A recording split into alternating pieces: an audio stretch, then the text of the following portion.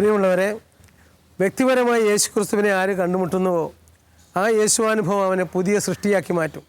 തങ്ങളുടെ കഴിഞ്ഞകാല ജീവിത രീതിയിൽ നിന്നും രൂപം കൊണ്ട ആ പഴയ മനുഷ്യനെ മാറ്റി യേശുക്രിസ്തുവിലേക്ക് കടന്നു വന്നപ്പോൾ അവിടുത്തെ കാരുണ്യത്തിൻ്റെ കിരണങ്ങൾ തങ്ങളുടെ ഹൃദയത്തിൽ ജ്വലിക്കുകയും അത് കൊച്ചി ഭാഗത്തുള്ള അനേക വ്യക്തികൾക്ക്, തെരുവിൽ അലയുന്നവർ, രോഗികൾ, അതുപോലെ തന്നെ ആശുപത്രിയിൽ ഭക്ഷണമില്ലാതെ വിഷമിക്കുന്നവർ, അതിനോടൊപ്പം തന്നെ ഏത് ആവശ്യക്കാർക്ക് സമീപിച്ചാലും എത്താവുന്ന ഒരിടമുണ്ട് അവിടെ. അത് കൊച്ചിയിലെ സൗദിയിലുള്ള കാരുണ്യഭവൻ എന്ന സ്ഥാപനമാണ്. അതിൻ്റെ പിന്നിൽ പ്രവർത്തിക്കുന്ന ഏതാനും സഹോദരങ്ങൾ, അവരറിയപ്പെടുന്നത് ബ്രദേഴ്സ് ഓഫ് ഹോളി സ്പിരിറ്റ് എന്ന. അതിലൊരു പ്രധാന വ്യക്തിയാണ് സന്തോഷ് എന്ന ബ്രദർ സന്തോഷ്. അദ്ദേഹം ഈ കാരുണ്യ ഭവനിലുണ്ട്. നമുക്ക് അദ്ദേഹത്തെ കണ്ടുമുട്ടാം, ആ പ്രവർത്തനങ്ങൾ കേൾക്കാം. തീർച്ചയായും അത് നമുക്കൊരു ഉപകാരമായി തീരുമെന്ന് മാത്രമല്ല, നമ്മളിൽ ഒളിഞ്ഞു കിടക്കുന്ന പല കാരുണ്യ പ്രവൃത്തികളെയും ജ്വലിപ്പിക്കുവാൻ ഇടയാക്കും എന്നതിന് സംശയമില്ല. അതുകൊണ്ട് സശ്രദ്ധം നമുക്ക് ഈ എപ്പിസോഡിലേക്ക് വരാം. എല്ലാവർക്കും ഈശോ മിശിഹായ്ക്കും സ്തുതിയായിരിക്കട്ടെ. കരുണയുടെ സുവിശേഷം ജീവിതം കൊണ്ട് പ്രഘോഷിക്കുന്നവർ, അനേകരുടെ മുൻപിൽ ഭക്ഷണമായി സ്നേഹം പകരുന്നവർ.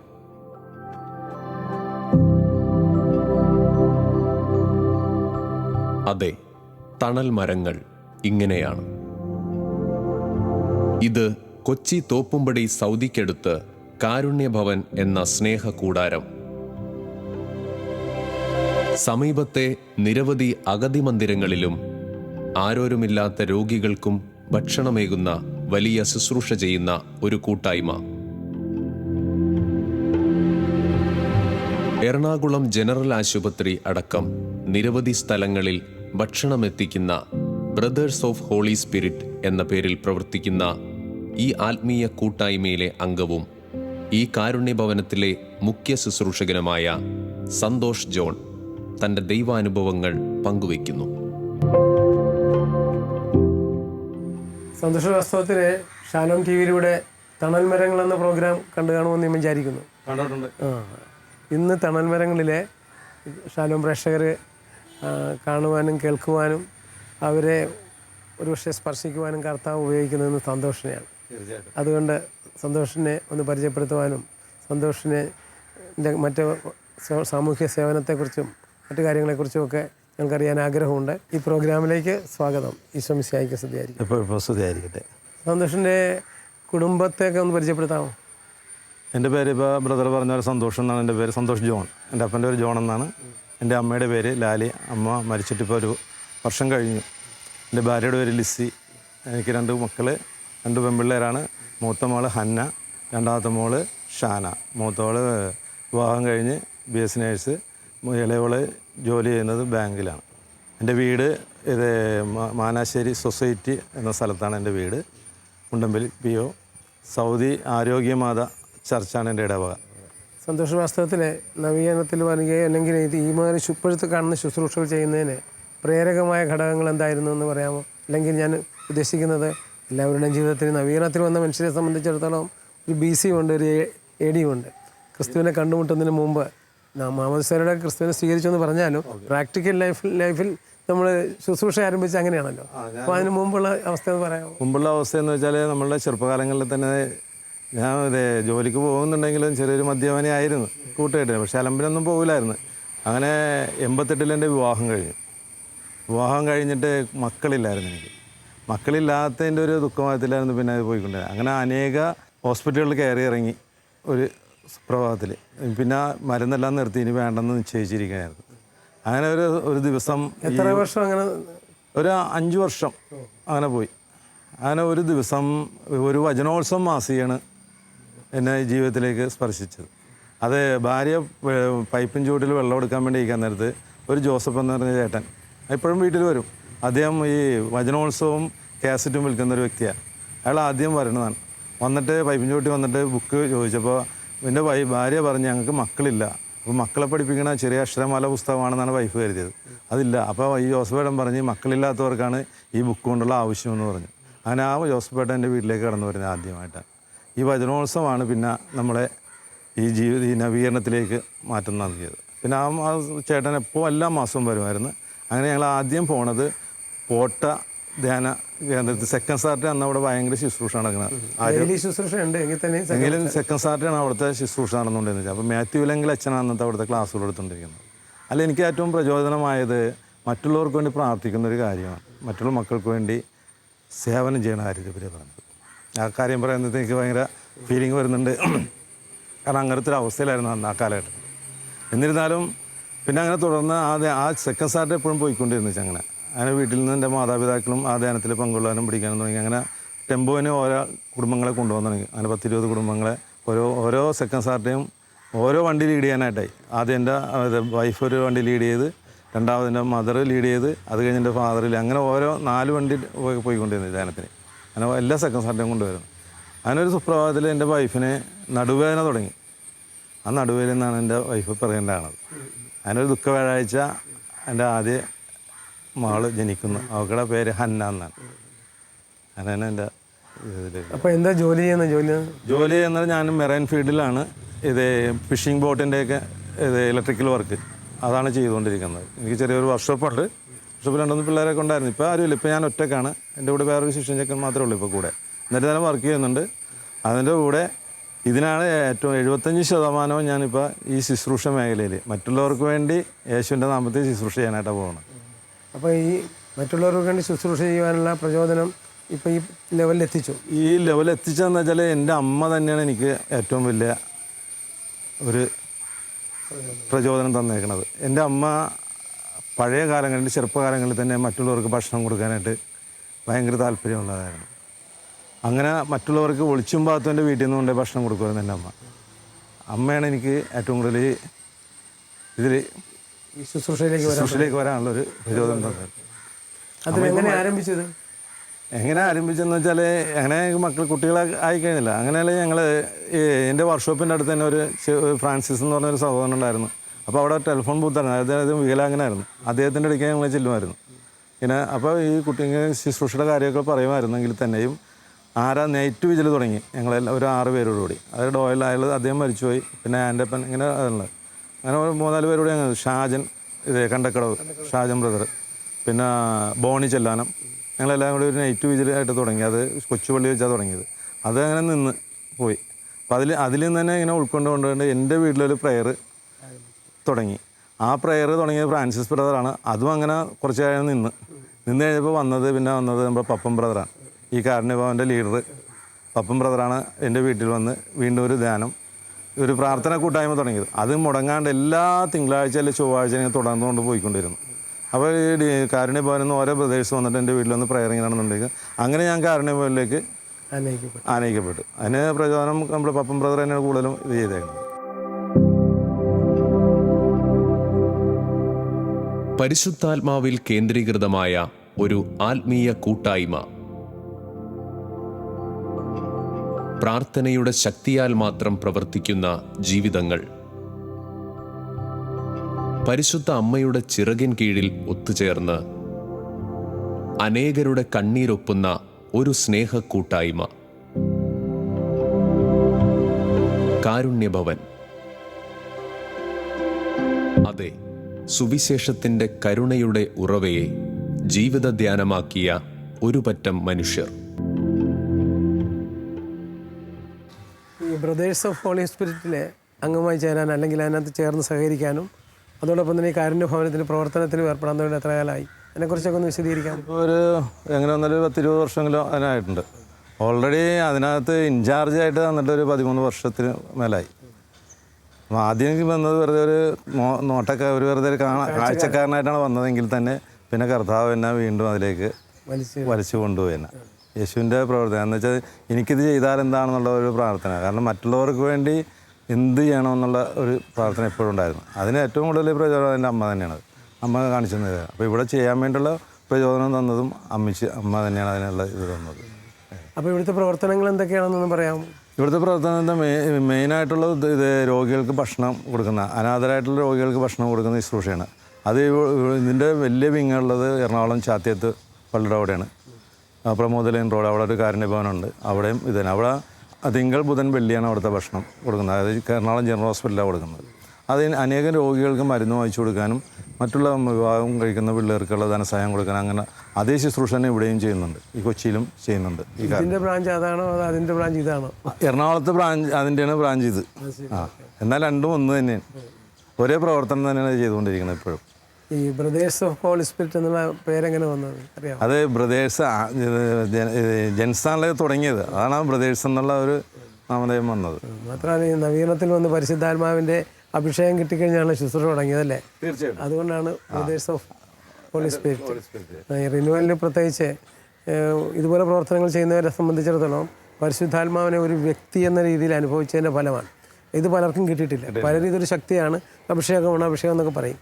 പക്ഷേ പരിശുദ്ധാത്മാവെന്ന വ്യക്തിയെ കണ്ടുമുട്ടുമ്പോഴാണ് ആത്മാവിൻ്റെ നിയന്ത്രണങ്ങളൊക്കെ മനസ്സിലാകുന്നത്, നിബന്ധനകൾ മനസ്സിലാകുന്നത്. അങ്ങനെയല്ലേ നിങ്ങൾ പ്രവർത്തനങ്ങൾ പ്രാർത്ഥിച്ച് പരിശുദ്ധാത്മാവ് പറയുന്ന അനുസരിച്ചാണ്. അങ്ങനെയുള്ള 1-2 ഇൻസിഡൻസ് പറയാമോ?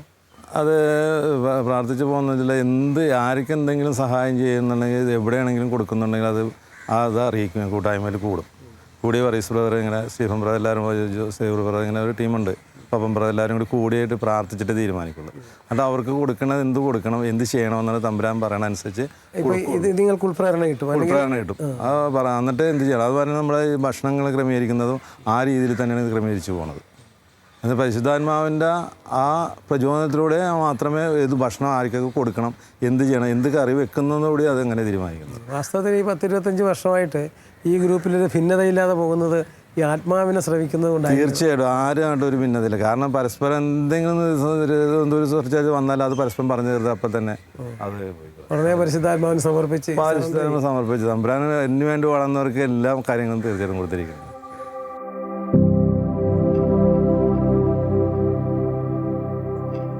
രാവിലെ പ്രാർത്ഥനയിൽ ആരംഭിക്കുന്ന ഭക്ഷണ ശുശ്രൂഷ, ഓരോ ജപമാലയിലും ഉൾച്ചേർക്കുന്ന രുചിക്കൂട്ടുകൾ,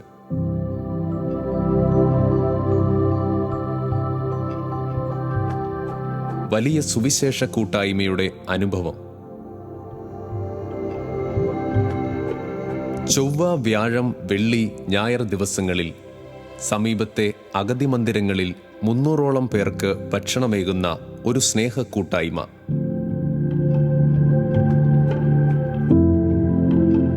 ഭക്ഷണമൊരുക്കി പ്രാർത്ഥിച്ചുകൊണ്ട് അവർ ഇവ ഈ സ്ഥലങ്ങളിലേക്ക് എത്തിച്ചു നൽകുന്നു. 1996 ഞാൻ നവീകരണ ധ്യാനം കൂടിയത്. അങ്ങനെ അതിലൂടെ ഞാൻ പൂർണ്ണമായി ദൈവത്തിന് വേണ്ടി എന്തെങ്കിലും ജീവിക്കണം എന്ന് വിചാരിച്ചുള്ള ഞാൻ എൻ്റെ വീട്ടിൽ വെച്ച് 97 ജ്ഞാനസ്ഥാനം സ്വീകരിച്ച ശേഷം എൻ്റെ വീട്ടിൽ ഞാൻ എൻ്റെ മക്കളും കൂടി ചെറുതായിട്ട് എന്തെങ്കിലും ശുശ്രൂഷ ചെയ്യുവാൻ ആഗ്രഹിച്ചു. യേശുവിനെ അറിഞ്ഞപ്പോൾ ഇനി ജീവിതം ക്രിസ്തുവിനും മരണം നേട്ടമായിരിക്കട്ടെ എന്ന് വിചാരിച്ചുകൊണ്ട് കുടുംബത്തോടെ തീരുമാനമെടുത്ത് എൻ്റെ വീട്ടിലെ കരുവൽപ്പേടി TB സെൻറ്ററിൽ 50-ഓളം പേർ വരുന്ന ആ രോഗികൾക്ക് വേണ്ടി ഭക്ഷണം കൊടുക്കുവാൻ ആഗ്രഹിച്ചു. അപ്പോൾ ഞാൻ അവിടെ വെച്ച് ഭക്ഷണം ഞാനും കുടുംബത്തോടെ തീരുമാനിച്ച് ഭക്ഷണം വയ്ക്കാൻ അത് കൊടുക്കാൻ തുടങ്ങിയപ്പോൾ അത് പൂർണ്ണമായി കൂടുതലായി പ്രവർത്തനം അത് ദൈവം വളർത്താൻ തുടങ്ങിയപ്പോൾ ഇതിൻ്റെ ഒരു സാറ് OT അലക്സാണ്ടർ എന്ന ഒരു ബഹുമാനപ്പെട്ട സാറ് എൻ്റെ വീട് വന്ന് കാണുകയും എൻ്റെ വീട്ടിൻ്റെ ബുദ്ധിമുട്ട് മനസ്സിലാക്കിയപ്പോൾ സാറ് പറഞ്ഞു, ഒരു കാര്യം ചെയ്യ് പപ്പൻ, ഒരു കാര്യം ചെയ്യ്, നിങ്ങൾ എല്ലാവരും പ്രാർത്ഥിക്കുക എന്ന് പറഞ്ഞു. ഞങ്ങളങ്ങനെ പ്രാർത്ഥിക്കാൻ തുടങ്ങിയപ്പോൾ 1 വർഷം വരെ ഞങ്ങൾ പ്രാർത്ഥിക്കാൻ തുടങ്ങി, മധ്യസ്ഥം പ്രാർത്ഥിക്കാൻ തുടങ്ങി. പരിശുദ്ധ അമ്മയോട് ചേർന്ന് മധ്യസ്ഥം പ്രാർത്ഥിക്കാൻ തുടങ്ങിയപ്പോൾ ദൈവത്തിൻ്റെ അനുഗ്രഹം കൊണ്ട് സാറ് പറഞ്ഞനുസരിച്ച് ഒരു വീട് സ്ഥലം മേടിച്ചു തരാമെന്നാണ് പറഞ്ഞത്. അപ്പം ഞങ്ങൾ ഈ ശുശ്രൂഷയ്ക്ക് വേണ്ടി വീടും സ്ഥലം മേടിച്ചു തരാമെന്ന് പറഞ്ഞപ്പോൾ ഞങ്ങൾ പല സ്ഥലത്തും ഞങ്ങളുടെ ബുദ്ധിക്ക് യുക്തിക്ക് വേണ്ടി ഞങ്ങൾ അന്വേഷിച്ച് നടന്നു. എങ്കിലും എവിടെയും കിട്ടിയില്ല. എന്നാൽ അന്നേരം ദൈവം കാണിച്ച സ്ഥലമായിരുന്നു ഈ പപ്പങ്ങമുക്കിൽ ഒരു 4 സെൻറ്റ് സ്ഥലം സാറ് ഞങ്ങൾക്ക് മേടിച്ചു തന്നു. 1997 ഈ സ്ഥലം മേടിച്ചു തന്നെങ്കിലും ഇത് ഈ സ്ഥലം 4 സെൻറ്റ് സ്ഥലം അത് പണ്ട് ഇവിടെ വടിവാൾ താത്തി വെച്ചിരുന്ന സ്ഥലമായിരുന്നു. അപ്പോൾ അവിടെ ഫൗണ്ടേഷൻ വെട്ടിയപ്പോഴാണ് അതിൻ്റെ അടിയിൽ ഒരുപാട് വടിവാലുകളൊക്കെ നമ്മൾ കണ്ടെത്തുവാൻ സാധിച്ചു. എങ്കിലും അവിടെ പ്രാർത്ഥനാലയം ആ സാറിൻ്റെ പേരിൽ 4 സെൻറ്റ് സ്ഥലം പ്രാർത്ഥനാലയം സാറിൻ്റെ പേരിൽ പണിത് തന്നു. അങ്ങനെയാണ് ഇവിടെ ഈ ശുശ്രൂഷ ആരംഭിച്ചത്. 2000 മുതൽ ഞങ്ങൾ ഈ ശുശ്രൂഷ ആരംഭിച്ചതിന് ശേഷം ഇത് ട്രസ്റ്റിലേക്ക് മാറ്റി. ഇത് ട്രസ്റ്റാണ്, ബ്രദേഴ്സ് ഹോളി സ്പിരിറ്റ് ചാരിറ്റബിൾ ട്രസ്റ്റാണ് ഇതിൻ്റെ ചുക്കാൻ വയ്ക്കുന്നത്, ഇത് പ്രവർത്തിക്കുന്നത്. ഇതുവഴിയായിട്ടാണ് ഞങ്ങൾ ശുശ്രൂഷ ആരംഭിച്ചുകൊണ്ട് മുമ്പോട്ട് പോകുമ്പോഴാണ് എൻ്റെ കൂടെ ശുശ്രൂഷ ചെയ്തുകൊണ്ടെന്ന് വെച്ചാൽ പ്രാർത്ഥനയിൽ പങ്കെടുത്തുകൊണ്ടെന്ന് വെച്ചാൽ ബഹുമാനപ്പെട്ട സന്തോഷ് ബ്രദറിനെ കാണുവാനും ആ സഹോദരൻ ഞങ്ങളോടൊപ്പം വന്ന് പാട്ടുപാടാനും ഇതിനൊക്കെ നിന്നപ്പോഴാണ് ദൈവത്തിൻ്റെ അനുഗ്രഹം കൊണ്ട് സഹോദരനെ ദൈവം ഉയർത്തി, ദൈവം ഈ ട്രസ്റ്റിൻ്റെ ഒരു ഭാഗമായിട്ട് തിരഞ്ഞെടുത്തു. അങ്ങനെ ഈ സന്തോഷമാണ് ഇപ്പോൾ ഇന്ന് വരെ ഏതാണ്ട് ഇവിടെ വന്നിട്ട് 10-14 വർഷമായി ഈ പ്രാർത്ഥനാലയത്തിൽ ഇപ്പോൾ ഈ പുള്ളിക്കാരനാണ് ഇതിനു വേണ്ടി ഓരോ വീടുകളിൽ ചെന്ന് കൈനീട്ടി അവർക്ക് വേണ്ടി ഭക്ഷണത്തിന് വേണ്ടി സഹായിക്കുവാൻ ഓരോ വീടുകളിൽ കയറി ഇറങ്ങുന്നത്. ആ സഹോദരൻ വഴിയായിട്ടാണ് ഇന്ന് വരെ എല്ലാ ചൊവ്വാഴ്ചയും വെള്ളിയാഴ്ചയും ഞായറാഴ്ചയും അതുകൂടാണ്ട് ഇന്ന് വ്യാഴാഴ്ച ഇന്ന് കരുണാലയത്തിൽ പോലും ഭക്ഷണം കൊടുക്കുവാൻ ദൈവം ഇടയാക്കി. ഇന്ന് ഒരിക്കലും കൂടി നമ്മൾ മനുഷ്യൻ്റെ പദ്ധതി അല്ല, ദൈവത്തിൻ്റെ പദ്ധതിയാണ് ഇത്രമാത്രം ദൈവം നടത്തിക്കൊണ്ടിരിക്കുന്നത്. പരിശുദ്ധാത്മാവിൻ്റെ സ്നേഹത്തിൽ വളരുന്ന കൂട്ടായ്മയുടെ വർണ്ണചിത്രം. രോഗികൾക്കും ആലംബഹീനർക്കും തണലേകുന്ന സുവിശേഷ സാക്ഷ്യം.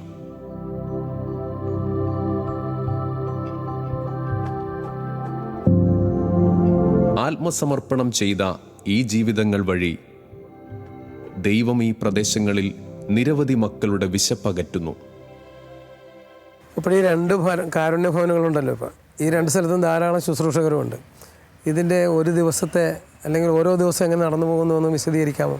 അത് നമ്മുടെ ഇപ്പോൾ കൊച്ചിയിൽ നടക്കുന്ന ശുശ്രൂഷ എന്ന് വെച്ചാൽ എല്ലാ ചൊവ്വ, വ്യാഴം, വെള്ളി, ഞായർ 4 ദിവസം ഇവിടെ ശുശ്രൂഷ നടക്കുന്നുണ്ട്. അതിൽ വ്യാഴാഴ്ച മാത്രമാണ് നമ്മുടെ മദർ തെരേസയുടെ കരുണാലയത്തിലേക്ക് ഭക്ഷണം ചെയ്യുന്നത്. അത് കൊറോണ തുടങ്ങിയ പിന്നെയാണ് ആ ഭക്ഷണ ശുശ്രൂഷ തുടങ്ങി തന്നത്. അത് വർഷങ്ങൾക്ക് മുമ്പ് എൻ്റെ അമ്മ അവിടെ ഭക്ഷണം കൊടുക്കുമായിരുന്നു. അത് ഇപ്പം അമ്മ മരിച്ചപ്പോൾ വീണ്ടും ഇവിടെ ഇങ്ങനൊരു സ്ഥാപനത്തിലേക്ക് മാറി, കാരുണ്യഭവനിലേക്ക് മാറി കരുണാലയത്തിൽ ഇപ്പോൾ ഭക്ഷണം കൊടുത്തുകൊണ്ടിരിക്കുന്നു. എറണാകുളത്ത് അവിടെ തിങ്കൾ, ബുധൻ, വെള്ളി ജനറൽ ഹോസ്പിറ്റലിൽ അനേകം രോഗികൾക്കും രോഗികളുടെ ശുശ്രൂഷിക്കാൻ പറ്റുന്നവർക്കും കൊടുക്കുന്നുണ്ട് ഹോസ്പിറ്റലിൽ. അത് ചുരുങ്ങി ഒരു 50 കിലോ അരിയെങ്കിലും ഇവിടെ വന്ന് ഇവിടെ നമ്മളിപ്പോൾ ആവറേജ് ഇടുന്നത് 400-500 പേർക്ക് ഭക്ഷണം കൊടുക്കുന്നുണ്ട്. അതുപോലെ തന്നെ ഇവിടെ കൊടുക്കുന്നത് ഒരു മിനിമം ഒരു 17 കിലോ അരിയെങ്കിലും ഇവിടെ ഇടുന്നുണ്ട്. പിന്നെ ഇവിടെ വന്നത് രാവിലെ കുർബാന 7 മണിക്ക് കുർബാന കഴിഞ്ഞ് ഞാനും പപ്പും ബ്രദറും കൂടി വന്ന് ആലയം തുറക്കും. അതിനോടനുബന്ധിച്ച് പ്രാർത്ഥനയോടെ തന്നെയാണ് ഈ ശുശ്രൂഷ തുടങ്ങുന്നത്. അപ്പോൾ ആ കുറച്ച് സഹോദരിമാർ അപ്പോഴും വരും. ആ സഹോദരികൾ അടുക്കളയിൽ വന്ന് ശുശ്രൂഷ ചെയ്യും. അവർക്കും വലിയൊരു ദൈവാനുഭവമാണ് അവർക്ക് അതിലൂടെ കിട്ടുന്നത്. ഇപ്പോൾ ശരിക്കും പറഞ്ഞാൽ രാവിലെ 8 മണി മുതലുള്ള ഓരോ മണിക്കൂറുകളും നിങ്ങൾ എങ്ങനെ പോകുന്നു എന്ന് പ്രേക്ഷകർക്ക് വേണ്ടി പറയാമോ? അത് രാവിലെ 8 മണിക്ക് തന്നെ പ്രയർ തുടങ്ങി. പ്രയറോടുകൂടി തന്നെ അടുക്കളയിൽ തീ കത്തിച്ച് അരി കഴുകിയിട്ട് കഴിഞ്ഞാൽ വീണ്ടും ജപമാല തുടങ്ങുന്നേ. ഒരു 4 ജപമാല കഴിയുന്നതിന് കരണക്കൊന്ത. അപ്പോൾ ഏകദേശം ഒരു 10:30 മണിയാവും. വീണ്ടും പ്രയർ ഹാളിലേക്ക് വരുന്നേ എല്ലാവരും. അപ്പോൾ പ്രയർ ഹാളിൽ വേറെ മറ്റുള്ളവർ പുറത്തുനിന്നുള്ള സഹോദരങ്ങൾ വന്നിരിക്കുന്നുണ്ടാകും പ്രാർത്ഥനയ്ക്ക് വേണ്ടി. അവരോട് വീണ്ടും ജപമാല തുടങ്ങണേ. അതൊരു 11:30 മണിയാകുന്ന ജപമാല കഴിയാൻ നേരത്ത് വീണ്ടും ഈ മധ്യസ്ഥ പ്രാർത്ഥന പാട്ട്, യേശുവിൻ്റെ പാട്ടൊക്കെ പാടി കഴിയാൻ നേരത്ത് വചനപ്രഘോഷകരുണ്ടാവും. പപ്പൻ ബ്രദർ ഉണ്ടാവും, അല്ലെങ്കിൽ സ്റ്റീഫൻ ബ്രദർ, അല്ലെങ്കിൽ ഇവിടുത്തെ OT അലക്സാണ്ടർ സാർ ഉണ്ടാവും. ആരെങ്കിലും വന്നിട്ട് വചനപ്രഘോഷം നടത്തും. അതോടുകൂടി 12:45 ശുശ്രൂഷ കഴിഞ്ഞ് പ്രാർത്ഥന ശുശ്രൂഷ കഴിഞ്ഞ് 12:45 ഓട്ടോറിക്ഷ വരും. വണ്ടിയിൽ ഭക്ഷണം കയറ്റി ജനറൽ ഹോസ്പിറ്റലിലേക്ക് ഭക്ഷണം കൊടുക്കാൻ വേണ്ടി പോകും. അതിനുള്ളിൽ മറ്റുള്ളവർക്ക് ഭക്ഷണം പാർസൽ ചെയ്ത് കൊണ്ടുപോയി കൊടുക്കുന്ന അതിന് എത്ര പേരുണ്ട് മൊത്തം അങ്ങനെയൊക്കെ പുറത്തേക്ക് പോകുന്നത്? പുറത്തേക്ക് ശുശ്രൂഷ കൂടുതലും സമയങ്ങളിൽ ഞാൻ തന്നെ പോകുന്നത്. പുറത്തേക്ക് പോകുന്നത് കൂടുതലും ഞാൻ തന്നെ പോകുന്നത്. പിന്നെ ഞാൻ ഇല്ലെങ്കിൽ മറ്റുള്ളവർക്ക് ഓരോ സ്ഥലത്തേക്ക് കൊണ്ടുപോയി കൊടുക്കാനായിട്ട് മറ്റുള്ള ശുശ്രൂഷകരുണ്ട്. ഈ രാവിലെ 8 മണി മുതൽ 12 മണി വരെ ഇവർക്ക് യാതൊരു മറ്റ് സ്നാക്സ് ഒന്നുമില്ല? അതിൻ്റെ ഇടയ്ക്ക് രാവിലെ ഭക്ഷണമുണ്ട്. കാരണം രാവിലെ പ്രയർ കഴിയാൻ നേരത്തെ തന്നെ അരി ഇട്ട് കഴിഞ്ഞാൽ ഉടനെ ഞാൻ കോഴിയാണെങ്കിൽ അത് ചൊവ്വാഴ്ച ദിവസം കോഴി അല്ലെങ്കിൽ ബീഫായിരിക്കും. ഇത് രണ്ടും വാങ്ങിക്കാൻ വേണ്ടി പോകും. വാങ്ങിച്ച് കഴിഞ്ഞ് വരാന്നത് അത് കൊടുത്തു കഴിയാന്നത് ഈ ചായക്കടയിൽ നിന്ന് ഈ പഴംപൊരിയും വെള്ളയപ്പവും അത് ഈ സഹോദരന്മാർ എല്ലാവരും കൂടി ഈ 2 പഴം എല്ലാം കഴിച്ചിട്ട് സുഭാഷ് ആ ചായ കൂടിയൊക്കെ കഴിഞ്ഞിട്ട് വീണ്ടും അതിൻ്റെ ഇടയ്ക്കിൽ ജപമാല തുടർന്നുകൊണ്ടിരിക്കും.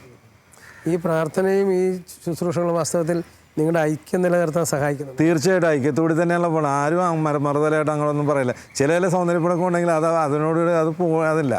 കൊടുക്കുന്ന കാര്യത്തിൽ എല്ലാവരും സംതൃപ്തമായിട്ടാണ് എല്ലാം കൊടുത്തുകൊണ്ടിരിക്കുക. ഇവിടെ കിട്ടുന്നതിൽ നിന്ന് കൂടുതൽ കൊടുത്തുകൊണ്ടിരിക്കണം.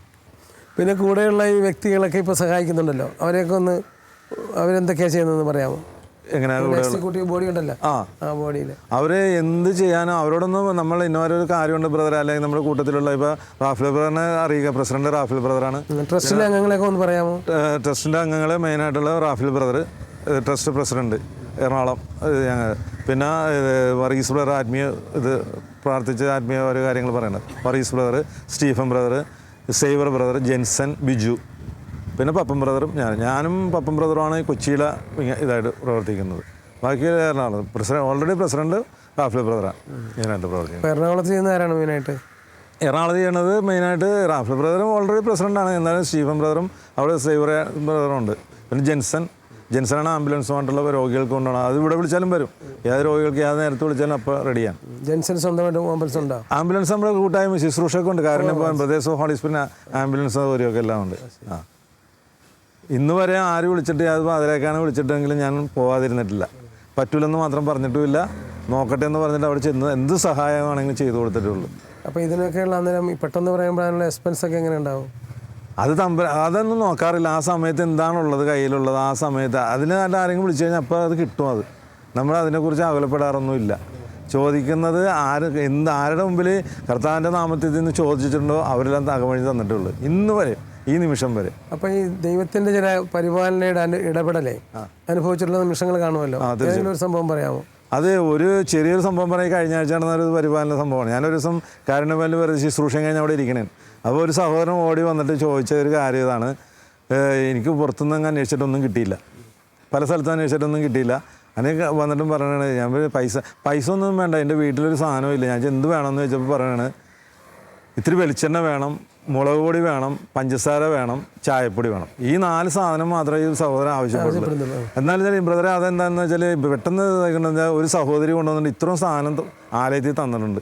നമ്മൾ പ്രാർത്ഥന ശുശ്രൂഷാലയത്തിൽ എടുത്തോന്നും പറഞ്ഞിട്ട് ഈ സാധനങ്ങൾ മാത്രം തന്നിട്ടുണ്ട്. ഈ 4 സാധനം മാത്രമാണ് ഈ സഹോദരൻ വന്ന് ചോദിക്കുന്നത്. അതാണ് ഈ അടുത്ത കാലത്തുണ്ടായ ഏറ്റവും വലിയ അനുഭവം. അത് അദ്ദേഹത്തിന് കൊടുത്ത് അത് സന്തോഷത്തോടെ പോവുകയും ചെയ്തു. നിങ്ങളുടെ ഈ ശുശ്രൂഷയുടെ വളരെയധികം മാനസികമായിട്ട് വേദനയുണ്ടാക്കുന്ന അല്ലെങ്കിൽ ബുദ്ധിമുട്ടുണ്ടാകുന്ന ഏതെങ്കിലും അനുഭവങ്ങൾ ഉണ്ടായിട്ടുണ്ടോ? അങ്ങനെ ഉണ്ടായിട്ടുണ്ട്. പല സ്ഥലത്ത് നിന്ന് പറയുന്നത് ഒരു ശുശ്രൂഷയ്ക്ക് വേണ്ടി ഓരോ കാര്യങ്ങൾക്കെല്ലാം നേരത്തെ പല രീതിയിൽ. കാരണം ഈ ശുശ്രൂഷ മേഖല എന്ന് വെച്ചാൽ പല തരത്തിലുള്ള ചിന്താഗതിക്കാരാണ് നമ്മൾ. അപ്പോൾ ആ രീതിയിലുള്ളൊരു അവഗണന മാത്രമേ മറ്റുള്ളവരെന്നുള്ള അങ്ങനെ ഏതെങ്കിലും ഒരു ഇവൻസ് പറയാമോ? അത് പറയണത് നമ്മൾ ഈ ഒരു ശുശ്രൂഷ കൊണ്ടാണ് ജീവിക്കുന്നുള്ളൊരു മനോഭാവം മറ്റുള്ളവരിന്നൊക്കെ വന്നിട്ടുണ്ട്. പക്ഷേ അങ്ങനെയൊന്നുമല്ല. പലരും പറയും ഇതിനകത്ത് മിച്ചം പിടിച്ചിട്ടാണ് നമ്മുടെ ജീവിതം നടന്നു പോകണമെന്ന്. പക്ഷേ ഞാൻ ഇന്നും ഒരു ഇലക്ട്രിക്കൽ വർക്ക് ചെയ്തുകൊണ്ടിരിക്കണേ. അപ്പോൾ അതിപ്പോഴും ഉണ്ട്, ചെയ്യണമുണ്ട്. അതിലൂടെയാണ് ഈ സമയം ഇത് ചെയ്യുന്നത്. പക്ഷെ ഇപ്പോൾ കൂടുതൽ തരുന്നതെന്ന് വെച്ചാൽ ശുശ്രൂഷ മേഖലയിലേക്കാണ് കൂടുതൽ സമയം പോകുന്നത്. ജോലി എടുത്തുകൊണ്ടിരിക്കാൻ നേരത്താണെങ്കിൽ ആ ഗ്യാപ്പ് വരും. ഇപ്പം നാളെ ഇപ്പോഴത്തെ ജോലി ചെയ്യാനുള്ള ഗ്യാപ്പ് തമ്പുരാൻ തന്നിട്ടാണ് നാളെ തമ്പുരാൻ്റെ തന്നെ ആ സമയത്ത് പോയാൽ മതി എന്നുള്ളത് തരുന്നത്. അപ്പോൾ ജോലിക്ക് ഒരു തടസ്സമില്ല, ശുശ്രൂഷയ്ക്ക് ഒരു തടസ്സമില്ലാത്ത രീതിയിലാണ് ഇപ്പോൾ പോയിക്കൊണ്ടിരിക്കുന്നത്. വാസ്തവത്തിൽ നമ്മൾ സന്നദ്ധരാണെങ്കിൽ കർത്താവ് എല്ലാം ക്രമീകരിച്ചോളൂ. ഓടാൻ നീ തയ്യാറാണോ, ബാക്കി കാര്യം ഞാൻ നോക്കണം ഈശോ പറഞ്ഞാണ്. വലിയ മുക്കുവനോട് ചേർന്ന് നിന്ന് വളർന്ന ശിഷ്യ സമൂഹം പോലെ ഈ കൂട്ടായ്മയും പ്രാർത്ഥനയിൽ വളരുന്നു.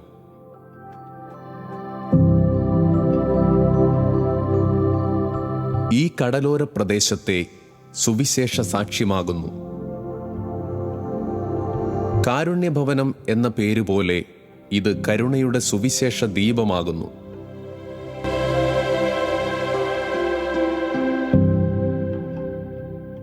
ഇങ്ങനെയുള്ള ശുശ്രൂഷകൾ ചെയ്തിട്ടുള്ള പലരെയും എനിക്കറിയാം. ഞാനൊരിക്കലെ സിസ്റ്റർ ലിറ്റിയെ കാണാൻ പോയി. കേരളത്തിലെ മദർ തെരേസ എന്ന് പറയുന്ന ആളാണ്. അവിടെ ചെന്നപ്പോൾ ഞാൻ സിസ്റ്റർ ലിറ്റി എന്തായിരുന്നു ചോദിച്ചു. അവിടെ ഒരു സ്ത്രീ ഈ ഇതൊക്കെ കെട്ടിക്കൊണ്ട് ചാണകം കോരിക്കൊണ്ടിരിക്കുക, ഒരു കോൺഗ്രിഗേഷൻ്റെ സ്ഥാപകയാണ്. അപ്പോൾ ഞാൻ അന്വേഷിച്ചപ്പോൾ പറഞ്ഞ് ഞാൻ ഇപ്പം തന്നെ പറഞ്ഞു വിടാമെന്ന് പറഞ്ഞ് പോയിട്ട് ഇതൊക്കെ അഴിച്ചു മാറ്റിച്ച് ഇങ്ങോട്ട് വന്ന്. അപ്പോൾ ഞാൻ പറയും, മദർ ഈ ചാണകന്മാരുന്ന് എന്താണെന്ന് ചോദിച്ചു. എൻ്റെ മോനെ ഇതിൻ്റെ ആനന്ദം നിനക്കറിയത്തില്ലത്, നിനക്കറിയാൻ പറ്റും, നീ ഞങ്ങളോട് ചേരുക, അപ്പോൾ നിനക്കറിയാൻ പറ്റുമെന്ന് പറഞ്ഞു. ഇതുപോലുള്ള എന്തെങ്കിലും സംഭവങ്ങൾ നിങ്ങൾക്ക് ഈ ശുശ്രൂഷയൊക്കെ ചെയ്യുന്ന വഴി കിട്ടുന്ന ആനന്ദത്തെക്കുറിച്ചൊന്ന് പറയാമോ? ആനന്ദമുണ്ട്, നല്ല ആനന്ദങ്ങൾ കിട്ടിയിട്ടുണ്ട്. കാരണം നമ്മൾ കിടപ്പ് രോഗികളെ പോയി കുളിപ്പിക്കാനൊക്കെ വിളിച്ചാൽ പോവും. അവരുടെ ഈ അഴുക്ക് എന്ന് വെച്ചാൽ മലങ്ങൾ കൈ കൊണ്ട് എടുത്തിട്ടുണ്ട്. അത് എടുത്തു കഴിയാൻ നേരത്ത് പലരും എന്നോട് ചോദിച്ചിട്ടുണ്ട്, ബ്രദർ ഇതെങ്ങനെ സാധിക്കണം എന്ന് ചോദിച്ചിട്ടുണ്ട്. അപ്പോൾ ഞാൻ പറയും ഇത് ചെയ്യുന്നത് ഞാനല്ല, എന്നെക്കൊണ്ട് കർത്താവ് ചെയ്യിപ്പിക്കണമെന്ന് ഞാൻ പലരോടും പറഞ്ഞിട്ടുണ്ട്. പലരും അപ്പോൾ നിന്നെ സമ്മതിക്കണം, എൻ്റെ കൂട്ടുകാരോ നിന്നെ സമ്മതിക്കണം കേട്ടാ. കാരണം അവരുടെ കൂടെ ഒരു കാലത്ത് ഞാൻ മദ്യപിച്ചിട്ടുള്ള വ്യക്തിയാണ്. അപ്പോൾ അവർക്ക് ഇത് കണ്ടിട്ട് പറ്റായി വന്നിട്ട് ഞാൻ കൊണ്ടുപോകണം കണ്ടിട്ട് ഒരിക്കലും ഒരു ബസ് സ്റ്റോപ്പിൽ വെച്ച് നമ്മുടെ തോമ്പടി പാലത്തിൻ്റെ ഇറക്കിലുള്ള ബസ് സ്റ്റോപ്പിൽ വെച്ച് ഒരു കാല് കംപ്ലീറ്റ് വ്രണമായിട്ടിരിക്കുന്ന രോഗി പുഴുവന്നെ അയാളെ കെട്ടിപ്പിടിച്ചുകൊണ്ട് നിന്നിട്ട് ഞാൻ ആ ഡ്രസ്സ് മാറ്റിക്കണേ. കാരണം ഇത് ബ്ലഡും ഈ ചലവും കൂടി ഒഴുകിയിട്ട് പുഴുവാണ് അതിനകത്ത് വീണത്. എന്നിട്ട് ചാക്കിട്ട് കൊടുത്ത്, പഴയ ചാക്കിട്ട് കൊടുത്തിട്ടാണ് അവിടെ അയാൾ നിർത്തിയിട്ടാണ്, അയാൾക്ക് നിൽക്കാൻ പറ്റുന്നില്ല. അങ്ങനെയാണ് നേരെ നമ്മുടെ അഡ്മിനിസ്ട്രേഷൻ വാർഡ് എറണാകുളത്തേക്ക് പറഞ്ഞു വിടാം. ആ ഒരു സംഭവത്തിൽ തന്നെ മറ്റുള്ളവർ കണ്ടു കഴിഞ്ഞപ്പോൾ എന്നോട് ചോദിച്ചാണ് നിനക്കിതെങ്ങനെ സാധിക്കണമെന്ന്. ഇതിൻ്റെ ആനന്ദം എന്ന് വെച്ചാൽ നമ്മൾ ഒന്നും പറഞ്ഞറിയിക്കാൻ പറ്റില്ല എങ്ങനെയൊക്കെയാണെന്നുള്ളത്. എന്തെല്ലാം എനിക്ക് ചെയ്യാൻ പറ്റും മറ്റുള്ളവർ നമ്മളോട് പറയാൻ നേരത്താണ് അതിൻ്റെ ആ ഒരു വിവരിക്കാൻ പറ്റിയൊരു സന്തോഷം നമുക്ക് കിട്ടുന്നത്. അപ്പോൾ ഇത്രയും സമയം തിരക്കിനിടയിലെ ജോലിയും ഇവിടുത്തെ ശുശ്രൂഷകളുടെ ഇടയിലെ ശുശ്രൂഷകളെക്കുറിച്ചും കാരുണ്യഭവനത്തെക്കുറിച്ചും അതോടൊപ്പം തന്നെ നിങ്ങളുടെ ബ്രദേഴ്സ് ഓഫ് ഹോളി സ്പിരിറ്റ് ഇത്രയും കാര്യങ്ങൾ ഞങ്ങളോട് പങ്കുവച്ചതിൽ ഏറെ സന്തോഷമുണ്ട് ഞങ്ങൾക്ക്. ഒപ്പം ഇത് പ്രേക്ഷകർക്ക് തീർച്ചയായിട്ടും സൽപ്രവൃത്തികൾ ആരംഭിക്കുവാൻ പ്രേരകമാകും. കാരണം കാണപ്പെടുന്ന സഹോദരനെ സ്നേഹിക്കാത്തവന് കാണപ്പെടാത്ത ദൈവത്തെ സ്നേഹിക്കാൻ സാധ്യമല്ല. അപ്പോൾ നല്ല അയൽക്കാരൻ ആരാണെന്ന് കർത്താവ് ചോദിച്ചോ പറഞ്ഞുവല്ലോ, സമരിയാക്കാരനാണെന്ന്. അതുപോലെയുള്ള പ്രവൃത്തികൾ സമരിയാക്കാരൻ്റെ പ്രവൃത്തികൾ ചെയ്യുന്ന അനേകരുണ്ട്. അവർക്ക് ഇത് കുറച്ചുകൂടെ പ്രചോദനവും പുതിയ സംരംഭങ്ങൾ ആരംഭിക്കുവാൻ ഉപകാരവുമാകും. അതുകൊണ്ട് ഞങ്ങളോട് സഹകരിച്ചതിന് ഏറെ നന്ദി. ഈശോ മിശിഹായ്ക്ക് സ്തുതിയായിരിക്കട്ടെ. സുവിശേഷം ജീവിതം കൊണ്ട് പ്രഘോഷിക്കുന്ന ഇത്തരം മനുഷ്യരുടെ പങ്കുവയ്ക്കലുകൾ തുടരുന്നു. ക്രിസ്തുവിൻ്റെ പ്രേക്ഷിതത്വം ജീവിതം കൊണ്ട് ഈ തീരദേശത്ത് പ്രഘോഷിക്കുന്ന ഈ കൂട്ടായ്മയെ നാം വിളിക്കുന്നു തണൽ മരങ്ങൾ.